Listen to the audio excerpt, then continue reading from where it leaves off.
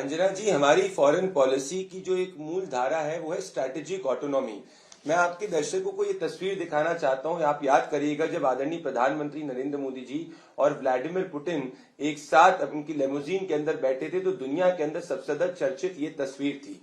ये जो 23rd annual summit India और रशिया के बीच में हो रही है, इसके दो मूल धारा है। लार्जेस्ट मूल धारा है हिंदुस्तान और रशिया की इकोनॉमिक पार्टनरशिप को बढ़ाना, जो आज की तारीख के अंदर $68.7 बिलियन का जो हमारा बायलैटरल ट्रेड है, जो अभी तक का सबसे ज्यादा ऐतिहासिक है, उसको हमें $100 बिलियन तक पहुंचाना और साथ में जो बायलैटरल इन्वेस्टमेंट है उसको $50 बिलियन को क्रॉस करना।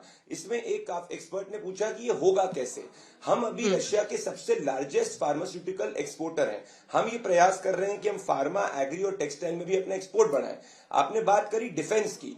S-400 ने ये प्रूव कर दिया था ऑपरेशन सिंदूर के अंदर कि जो रशिया के साथ लॉन्ग टर्म स्ट्रैटेजिक और ट्रस्टेड हमारी रिलेशनशिप है वो हम आगे भी कामयाब रखेंगे और कंटिन्यू करेंगे। हम S-500 पे भी चर्चा कर रहे हैं, Su-57 पे भी चर्चा कर रहे हैं।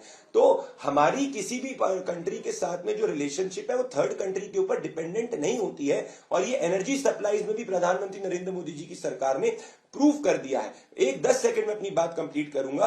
ये एक स्ट्रैटेजिक और प्रिविलेज स्ट्रैटेजिक पार्टनरशिप है। 2000 में जब अटल जी की सरकार थी तब ये एलिवेट हुई थी स्ट्रैटेजिक पार्टनरशिप में, और आज जो personal chemistry prime minister Narendra Modi और व्लादिमीर पुतिन के बीच में है वो भी मुझे लगता है एक बहुत इंपॉर्टेंट पिलर है जिसके बारे में हमें डिस्कस करना चाहिए, क्योंकि ये हमें एक हिस्टोरिक टारगेट्स अचीव करने में पॉसिबल कराती है ग्लोबल सिनेरियो में जहां वल्नरेबिलिटीज और वेरिएबल्स ज्यादा है।